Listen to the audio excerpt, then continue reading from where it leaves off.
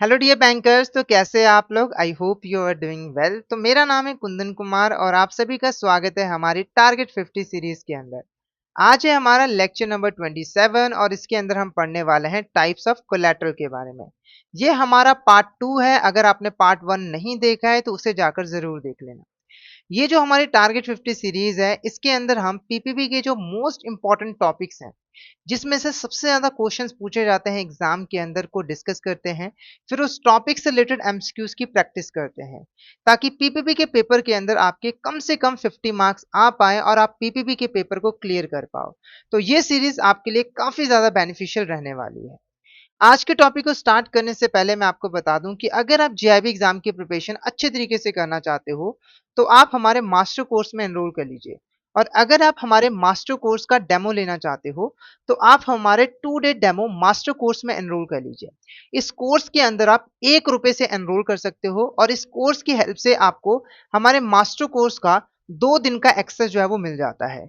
इस कोर्स के अंदर आपको चारों पेपर्स की concept classes, concept notes, solve previous year question, chapter wise mock test and full length mock test मिल जाते हैं। इससे आपको एक अंदाजा हो जाता है कि हमारा जो कंटेंट है वो किस लेवल का है, जिससे आपको हेल्प मिलती है ये डिसाइड करने में कि आपको हमारे कोर्स में एनरोल करना है या फिर नहीं करना है। तो जल्दी से हमारे कोर्स में जो है वो एनरोल कर लीजिए। अब बढ़ते हैं आज के टॉपिक की तरफ। आज का हमारा फर्स्ट कोलैटरल है गुड्स। तो सबसे पहले हम गुड्स का मीनिंग समझेंगे कि गुड्स होती क्या है। तो देखो, मान लीजिए एक एबीसी कंपनी है, ठीक है। वो कार बनाकर मार्केट में सेल करने का बिजनेस करती है, ठीक है। तो ये जो कार है वो इस कंपनी के लिए क्या है? गुड्स है, या फिर आप इसको स्टॉक भी जो है वो कह सकते हो, ठीक है। मान लीजिए जो एबीसी कंपनी है उसने यहाँ पर 100 कारें जो है वो बना ली है ना। और इस 100 कारों की जो वैल्यू है वो है मान लीजिए 1 करोड़ रुपए, ठीक है। तो जो एबीसी कंपनी है वो यहाँ पर इन 100 कारों को बैंक के पास गिरवी रखकर लोन ले सकती है, ठीक है। जब हम गुड्स को गिरवी रखकर लोन लेते हैं तो बैंक प्लेज का चार्ज भी क्रिएट कर सकता है, हाइपोथिकेशन का चार्ज भी क्रिएट कर सकता है। अगर बैंक प्लेज का चार्ज क्रिएट करता है तो गुड्स का पोजीशन हमें बैंक को देना होता है। और अगर हाइपोथिकेशन का चार्ज क्रिएट करता है तो गुड्स का पोजीशन हमारे पास ही रहता है, यानी कि बोरोवर के पास ही रहता है। बैंक के पास एक सिक्योरिटी इंटरेस्ट होता है कि भाई अगर बोरोवर डिफॉल्ट करेगा तो वो गुड्स को अपने पोजीशन में लेकर सेल करके अपना लोन जो है वो रिकवर कर सकता है, ठीक है। बैंक जो है वो कभी भी स्पेकुलेशन और होल्डिंग पर्पसेस के लिए लोन जो है वो नहीं देता है, ठीक है। गुड्स को गिरवी रखकर सिर्फ और सिर्फ जेन्युइन ट्रेडर्स को ही लोन जो है वो दिया जाता है, ठीक है। जब हम स्टॉक की वैल्यूएशन करते हैं तो 2 फैक्टर्स को कंसीडर किया जाता है। पहला स्टॉक की क्वांटिटी, दूसरा स्टॉक का प्राइस, ठीक है। जैसे यहां पर देखो 100 कारें हैं, है ना।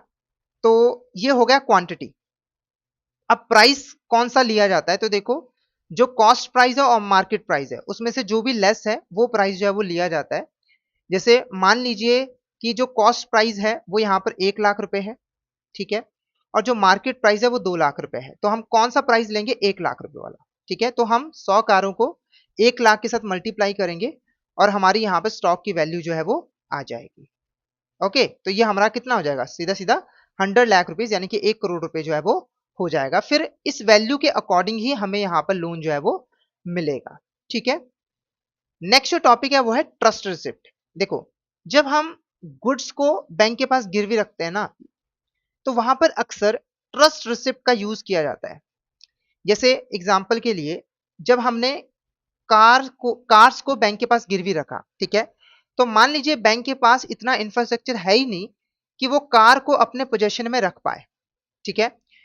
पर जो यहाँ पर बैंक है वो फ्रीली कार का पोजीशन बोरोवर को वापस भी नहीं कर सकती है, ठीक है। ऐसे तो बैंक के पास सिक्योरिटी ही नहीं रहेगी, तो वहां पर ट्रस्ट रिसिप्ट का यूज किया जाता है। ट्रस्ट रिसिप्ट क्या है? एक लीगल डॉक्यूमेंट है जो कि बताता है कि जो बोरोवर है ना, उसके पास गुड्स का पोजेशन है ना। पर गुड्स के ऊपर जो ऑनरशिप है ना, वो किसकी है? लेंडर की है। बोरोवर ने सिर्फ और सिर्फ एज अ ट्रस्टी गुड्स को अपने पास स्टोर करके रखा हुआ है, ठीक है। अगर डिफॉल्ट होगा तो जो लेंडर है वो गुड्स को अपने पोजीशन में ले सकता है और उसको सेल करके अपना पैसा रिकवर जो है वो कर सकता है, ठीक है। तो ट्रस्ट रिसिप्ट क्या है? एक लीगल डॉक्यूमेंट है जो कि बताता है कि बोरोवर ने गुड्स को अपने पोजीशन में रखा हुआ है as a trustee on the behalf of lender, ठीक है। जब तक यहां पर लोन की रिपेमेंट नहीं होती है तब तक जो टाइटल होता है गुड्स का वो लेंडर के पास ही रहता है, ठीक है। और जब यहाँ पे लोन की रिपेमेंट हो जाती है तो जो बोरोवर है उसे एसेट का यानी कि गुड्स का जो टाइटल है वो वापस मिल जाता है। नॉर्मली ट्रस्ट रिसिप्ट का यूज कब किया जाता है? जब यहाँ पर एक्सपेंसिव गुड्स को, महंगी गुड्स को बैंक के पास गिरवी रखा जाता है जिसको बैंक स्टोर करके नहीं रख सकता है। और जब ट्रस्ट रिसिप्ट का यूज करके लैंडिंग की जाती है तो उसको हम एसेट बेस्ड लैंडिंग भी कहते हैं, ठीक है।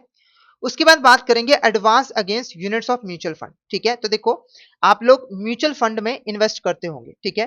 तो जब हम म्यूचुअल फंड में इन्वेस्ट करते हैं तो हम बेसिकली क्या करते हैं, म्यूचुअल फंड की जो यूनिट्स हैं वो खरीदते हैं।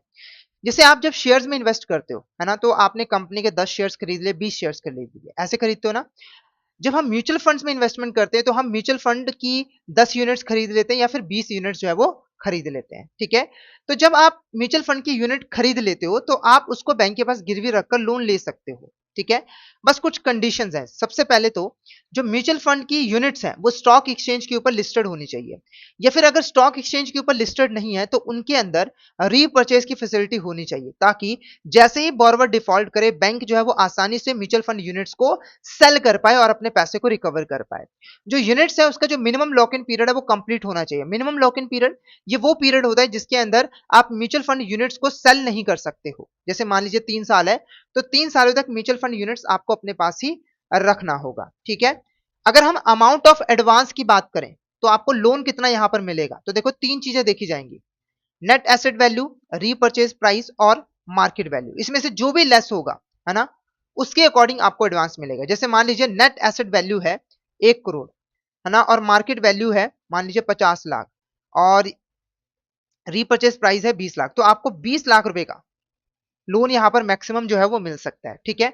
अगर हम क्वांटम और मार्जिन रिक्वायरमेंट्स की बात करें तो वो सेम है जो कि शेयर्स के ऊपर एप्लीकेबल होती है। जैसे मैंने आपको बताया था, अगर आपको याद हो, पार्ट 1 में हमने एडवांस अगेंस्ट शेयर्स के बारे में पढ़ा था।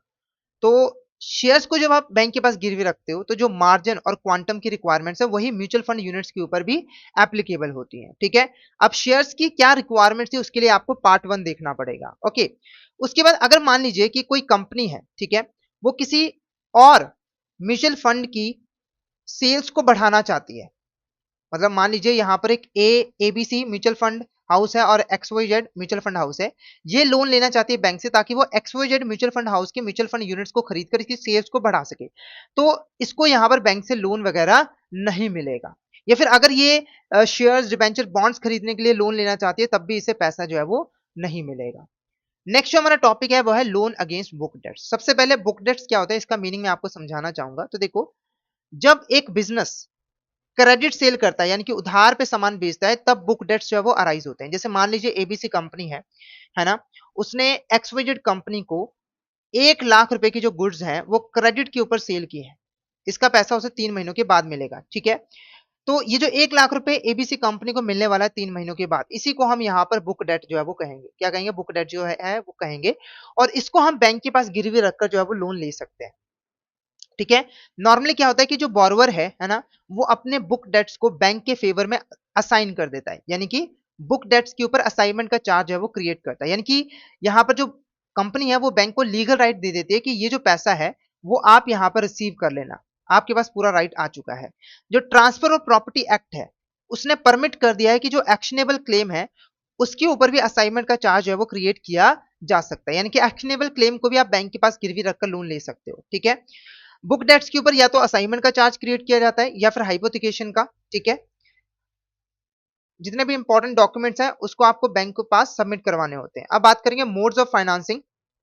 तो बैंक यहाँ पर बुक डेट्स के अगेंस्ट एडवांस कैसे प्रोवाइड करता है, तो 3 तरीके हैं, फैक्टरिंग, फोरफेटिंग, है ना, ओवरड्राफ्ट। फैक्टरिंग की बात करें तो फैक्टरिंग में क्या होता है, बैंक जो है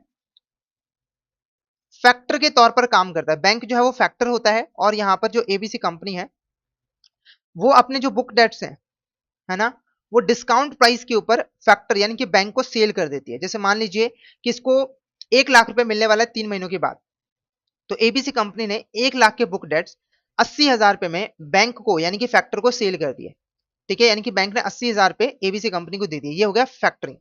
फोरफेटिंग फैक्टरिंग के जैसे ही होता है, यानी कि यहाँ पर भी एक थर्ड पार्टी होती है ना, जिसको हम फोरफेटर कहते हैं, फोरफेटर, है ना। अब यहाँ पर इसका यूज तब किया जाता है जब कोई एक्सपोर्ट किया जाता है या आपने एक्सपोर्ट किया है, इंटरनेशनल ट्रांजेक्शन है, तो वहां पर फोरफिटिंग का यूज जो है वो किया जाता है। प्रोसेस बिल्कुल सेम होती है कि जो एक्सपोर्टर है वो अपने जो बुक डेट्स हैं वो सस्ते दाम पर डिस्काउंट प्राइस के ऊपर फोरफिटर को सेल कर देता है और एबीसी कंपनी को एडवांस मिल जाता है। ओवरड्राफ्ट कैश क्रेडिट, इसका मीनिंग आपको पता ही है, ठीक है। अब कुछ गाइडलाइंस है। सबसे पहले तो देखो, ये जो फैसिलिटी है बुक डेट वाली कि बुक डेट को गिरवी रखकर लोन दिया जाए, ये फर्स्ट क्लास बोरोवर्स के लिए ही अवेलेबल है जिसकी इंटीग्रिटी और क्रेडिट वर्दीनेस के ऊपर कोई भी सवालिया निशान ना हो, कोई भी डाउट ना हो। और जो बोरोवर है उसे अपने अकाउंट को प्रॉपर मैनर में मेंटेन करना होता है और ऑडिटिंग भी रेगुलर बेसिस पे करवानी होती है। जो बोरोवर है उसके पास एक effective debt collection control mechanism जो है वो होना चाहिए। और जो एज ऑफ बुक डेट है वो 6 महीनों से ज्यादा नहीं होनी चाहिए। कुछ बैंक्स तो 3 महीने से ज्यादा पुराने बुक डेट्स को कंसीडर ही नहीं करते, वो लोन ही नहीं देते अगर 3 महीने से ज्यादा पुराना बुक डेट है तो। उसके बाद जो मार्जिन है कि भाई बुक डेट तो ले लिया, लोन के ऊपर जो मार्जिन है वो लैंडर खुद यहाँ पे जो है वो डिसाइड करता है। अब बात करेंगे लोन अगेंस्ट टर्म डिपॉजिट। तो देखो, अगर आपने किसी बैंक के पास एफडी करवाई है या फिर आरडी करवाई है तो उसको आप गिरवी रखकर उसी बैंक से लोन ले सकते हो। जैसे आपने मान लीजिए एबीसी बैंक है, उसके पास एफडी कराई है 5 लाख रुपए की, तो आप इस एफडी को गिरवी रखकर एबीसी बैंक से लोन ले सकते हो। एबीसी बैंक आपको लोन देगा जैसे 4 लाख या फिर 3 लाख रुपए का। ध्यान रखना है कि एफडी जिस बैंक की होगी लोन भी आपको उसी बैंक से मिल पाएगा, ठीक है। अब नेचर ऑफ चार्ज की बात करें तो प्लेज का चार्ज क्रिएट किया जाता है, यानी कि एफडी का जो राइट है, प्लेज जो लीन है ना, वो आप बैंक को दे देते हो। जब तक आप लोन की रिपेमेंट नहीं करोगे, जो एफडी है वो बैंक के पास ही रहेगी। डिपॉजिट अमाउंट का लगभग 90% आपको लोन की फॉर्म में मिल जाएगा, उससे ज्यादा नहीं मिलेगा, ठीक है।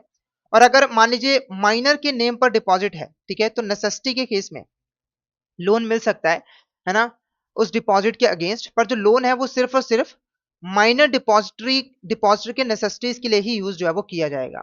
उसके बाद लैंड एंड बिल्डिंग है ना, तो लैंड एंड बिल्डिंग को भी आप बैंक के पास गिरवी रख सकते हो और इसके ऊपर मोर्टगेज का चार्ज जो है वो क्रिएट किया जाता है, ठीक है। अगर हम सरफेसी एक्ट के प्रोविजंस की बात करें तो जो बैंक है वो इमोल प्रॉपर्टी को सेल कर सकता है बिना कोर्ट की परमिशन के, है ना, मतलब कोर्ट में जाने की जरूरत नहीं है। सरफेसी एक्ट ने बैंक को इतनी पावर दे दी है कि अगर बोरोवर ने डिफॉल्ट किया है और जो प्रॉपर्टी है उसके ऊपर मोर्टगेज का चार्ज क्रिएट किया गया और उसको रजिस्टर भी करवाया गया है सरसई के अंडर, तो बैंक जो है इमोल प्रॉपर्टी को अपने पोजीशन में लेकर सेल करके अपना पैसा रिकवर कर सकता है। अगर कोर्ट की बात करें तो देखो, अगर मान लीजिए कि 20 लाख से कम है तो आप सिविल कोर्ट में जा सकते हो लोन को रिकवर करने के लिए। और अगर 20 लाख या उससे ज्यादा है तो आप डेट रिकवरी ट्रिब्यूनल के पास जा सकते हो लोन को रिकवर करने के लिए। अब अगर हम एडवांटेजेस की बात करें, देखो, जो लैंड और बिल्डिंग है उसको हम मूव नहीं कर सकते हैं, तो वो हमेशा ट्रेसेबल होते हैं, वो एक जगह से दूसरी जगह नहीं जा सकते हैं। और इनकी जो वैल्यू होती है वो जनरली टाइम के साथ जो है वो इंक्रीज होती है ना। डिसएडवांटेजेस की बात करें तो इनकी वैल्यूएशन और रियलाइजेशन करना थोड़ा सा डिफिकल्ट होता है। मतलब कि कितनी वैल्यू है लैंड की, अलग अलग जगह पे लैंड की वैल्यू अलग अलग होती है और इनको सेल करना भी काफी ज्यादा मुश्किल होता है क्योंकि इसकी वैल्यू भी बहुत ज्यादा होती है। और ऑनर का टाइटल को स्टेन करना काफी ज्यादा डाउटफुल रहता है, मुश्किल रहता है कि एक्चुअली में ये जो पर्सन है जो लैंड को गिरवी रखने आया है, ये लैंड का मालिक है या फिर नहीं है, इसका पता लगाना थोड़ा सा मुश्किल हो जाता है।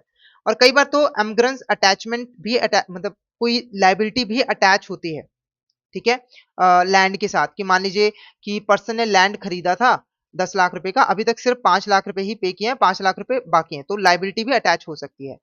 और चार्ज क्रिएट करना थोड़ा सा कॉस्टली होता है। क्यों कॉस्टली होता है, इसके पीछे का रीजन, तो देखो, मोर्टगेज का चार्ज क्रिएट किया जाता है, उसके लिए डॉक्यूमेंटेशन वगैरह जो है वो करनी पड़ती है, रजिस्ट्रेशन करवानी पड़ती है, तो कॉस्ट इंक्रीज होती है।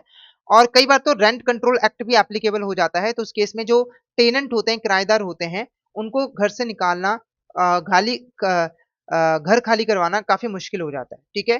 तो यहाँ पर हमने टाइप्स ऑफ कोलैटरल के बारे में पढ़ लिया है, तो अभी तक हमने जो जो चीजें पढ़ी है उसकी हम एक समरी जो है वो डिस्कस कर लेते हैं, ठीक है। तो आप गुड्स को बैंक के पास गिरवी रखकर लोन ले सकते हो। प्लेज और हाइपोथिकेशन का चार्ज क्रिएट किया जाता है। स्पेकुलेशन होल्डिंग पर्पसेस के लिए एडवांस नहीं मिलता है। वैल्यूएशन क्वांटिटी और प्राइस के बेसिस पे की जाती है। ट्रस्ट रिसिप्ट का यूज तब किया जाता है अगर एक्सपेंसिव गुड्स हो। ट्रस्ट रिसिप्ट बताता है कि बोरोवर ने लैंडर की जो प्रॉपर्टी है उसको अपने पोजेशन में रखा है एज अ ट्रस्टी, ठीक है। और लैंडर के पास टाइटल तब तक रहता है एसेट का जब तक कि लोन की रिपेमेंट नहीं हो जाती है। म्यूचुअल फंड की बात करें तो लिस्टेड होनी चाहिए, रीपर्चेज फैसिलिटी अवेलेबल होनी चाहिए, minimum lock in period complete होना चाहिए और net asset value repurchase price market value के अगेंस्ट यहाँ पर एडवांस जो है मिलता है। मार्जिन ऑफ क्वांटम सेम है जो शेयर्स के केस में है, ठीक है। बुक डेट की बात करें तो देखो, क्रेडिट सेल से बुकलेट अराइज होते हैं, असाइनमेंट हाइपोथिकेशन का चार्ज क्रिएट किया जाता है ना, फैक्टरिंग, फोरफेटिंग, ओडी और कैश क्रेडिट की फैसिलिटी जो है मिल जाती है। अगर हम लोन अगेंस्ट टर्म डिपॉजिट की बात करें तो FD, cumulative deposit, recurring deposit के अगेंस्ट लोन मिल जाता है, लोन और ओवरड्राफ्ट की फैसिलिटी मिलती है। नेचर ऑफ चार्ज है प्लेज, 90% तक का लोन मिल जाता है। लैंड एंड बिल्डिंग की बात करें तो चार्ज क्रिएट किया जाता है मोर्टगेज। सरफेसी एक्ट बैंक को पावर देता है कि वो बिना कोर्ट इंटरवेंशन के इमोबल प्रॉपर्टी को अपने पोजीशन में ले सकता है और सेल करके अपना पैसा रिकवर कर सकता है। 20 लाख से कम का लोन है, सिविल कोर्ट के पास जाओ। 20 लाख या उससे ज्यादा का लोन है तो आप डेट रिकवरी ट्रिब्यूनल के पास जा सकते हो। ठीक है, तो ये गाइडलाइंस थी, ये ऑलरेडी हमने डिस्कस जो है वो की हुई है। आई होप आपको अच्छे तरीके से क्लियर हो गया होगा। अब हम क्वेश्चन डिस्कस करेंगे। तो फर्स्ट क्वेश्चन देखो, एक कमर्शियल बोरोवर है, वो बैंक के पास अप्रोच करता है एक क्रेडिट फैसिलिटी लेने के लिए, ठीक है, लोन लेने के लिए, है ना।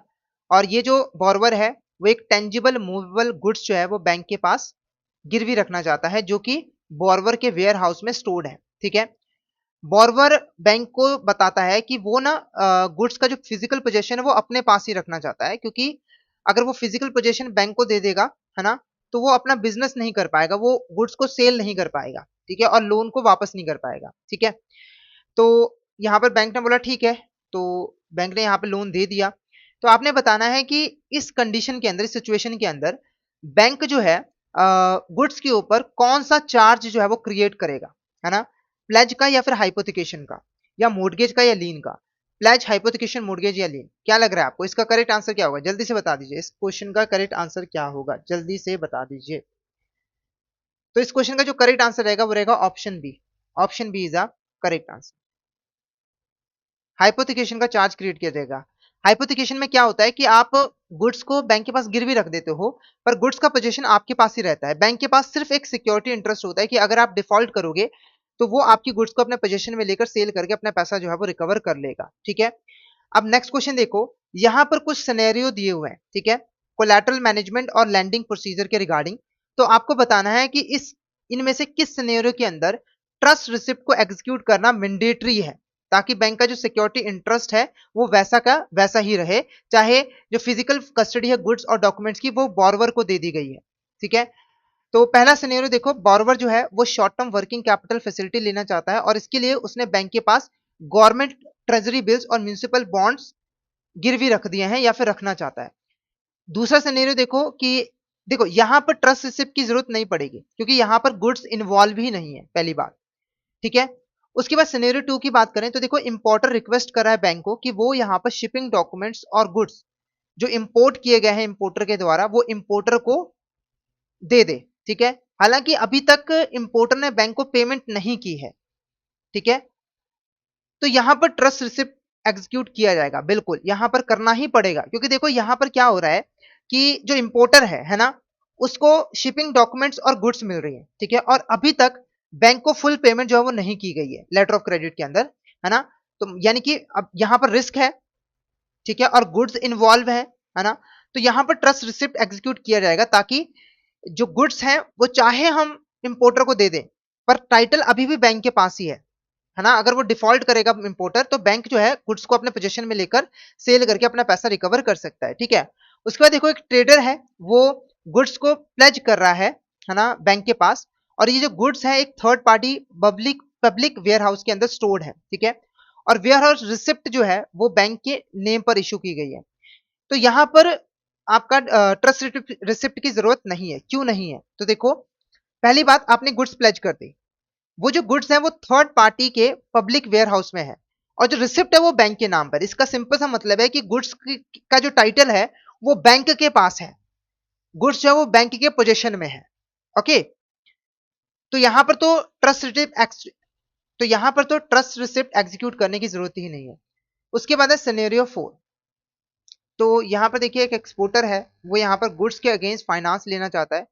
गुड्स जो है वो गोडाउन के अंदर जो है वो स्टोर्ड है। ठीक है, और जो कीज हैं वो बॉर्बर और बैंक कस्टोडियन दोनों के पास है। तो देखो, यहाँ पर बैंक के पास कीज हैं, इट मींस गुड्स का पोजीशन बैंक के पास है, तो ट्रस्ट रिसिप्ट की जरूरत नहीं है।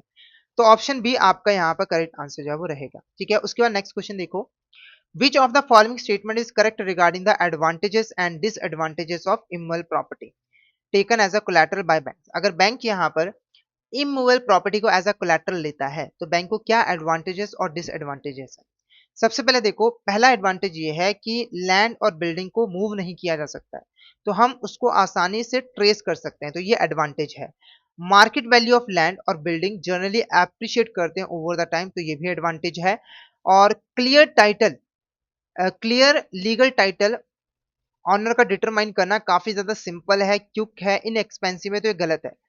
टाइटल को डिटरमाइन करना थोड़ा सा मुश्किल होता है, ठीक है, और थोड़ा टाइम भी ज्यादा लगता है, डॉक्यूमेंट्स वगैरह भी चेक करने पड़ते हैं।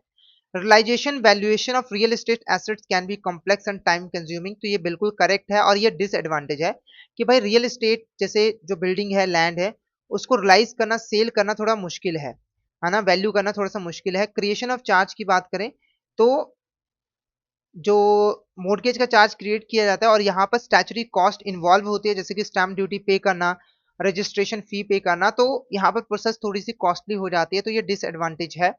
और रेंट कंट्रोल लॉ जो है वो डिफिकल्टीज क्रिएट करते हैं बैंक के लिए बिल्डिंग को, लैंड को खाली करवाने में, ठीक है, और सिक्योरिटी इंटरेस्ट को इन्फोर्स करने में, तो ये भी एक डिसएडवांटेज है और करेक्ट है।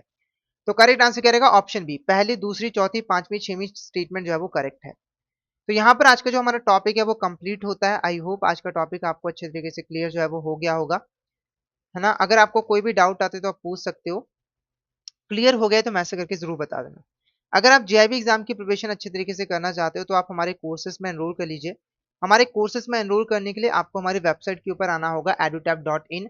वहां पर कोर्सेज वाले सेक्शन के अंदर जेईबी कोर्सेज के ऊपर क्लिक करना होगा और आपको यहाँ पर हमारे जेईबी कोर्सेज दिखने लग जाएंगे। जैसे कि आप अगर लाइव क्लासेस के थ्रू प्रिपरेशन करना चाहते हो तो आप हमारे लाइव क्रैश कोर्स बैच 3 में एनरोल कर लीजिए। यहाँ पर 60 लाइव क्लासेस के थ्रू आपको जेईबी एग्जाम की प्रिपरेशन करवाई जाती है।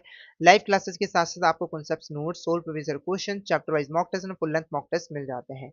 अगर आप सिर्फ प्रैक्टिस करना चाहते हो तो आप हमारे टेस्ट सीरीज में एनरोल कर सकते हो, जहां पर आपको solve previous year question, full length mock test, chapter wise mock test जो है वो मिल जाते हैं। अगर आप डिटेल में प्रिपरेशन करना चाहते हो तो आप हमारे जेईबी कंप्लीट मास्टर कोर्स में एनरोल कर लीजिए। यहाँ पर आपको चारों पेपर्स के concept classes, live classes, concept notes, solve previous year question, chapter wise mock test और फुल लेंथ मॉक टेस्ट मिल जाते हैं। अगर आप किसी इंडिविजुअल सब्जेक्ट की प्रिपरेशन करना चाहते हो तो आप हमारे इंडिविजुअल सब्जेक्ट के मास्टर कोर्स में एनरोल कर सकते हो। जैसे कि आईएफएस के मास्टर कोर्स के अंदर आपको आईएफएस की concept classes, live classes, concept notes, solve previous year questions, chapter wise mock test and full length mock test जो है वो मिल जाते हैं। ऐसे ही हमारे पास पीपीपी का मास्टर कोर्स अवेलेबल है, एएफएम का मास्टर कोर्स अवेलेबल है और आरबीडब्ल्यूएम का मास्टर कोर्स भी अवेलेबल है। अगर आप हमारे मास्टर कोर्स का डेमो लेना चाहते हो तो आप हमारे 2 डे डेमो मास्टर कोर्स में एनरोल कर लीजिए। इस कोर्स में आप सिर्फ ₹1 से एनरोल कर सकते हो और इससे आपको हमारे मास्टर कोर्स का 2 दिन का एक्सेस जो है मिल जाएगा, है ना। इसके अंदर भी आपको concept classes, concept notes, solve previous year question, chapter wise mock test and full length mock test जो है वो मिल जाएंगे। तो जल्दी से आप हमारे कोर्स में जो है वो एनरोल कर लीजिए, ठीक है। तो आज का टॉपिक फिर हम यहीं पे एंड करते हैं। आई होप आज का टॉपिक आपको अच्छा लगा हो। अगर आप हमसे कांटेक्ट करना चाहते हो तो ये हमारा व्हाट्सअप नंबर है, इसके ऊपर आप हमसे कांटेक्ट कर सकते हो और ये हमारी ईमेल आईडी है, इसके ऊपर आप हमसे हमें मेल वगैरह करके कांटेक्ट जो है वो कर सकते हो, ठीक है।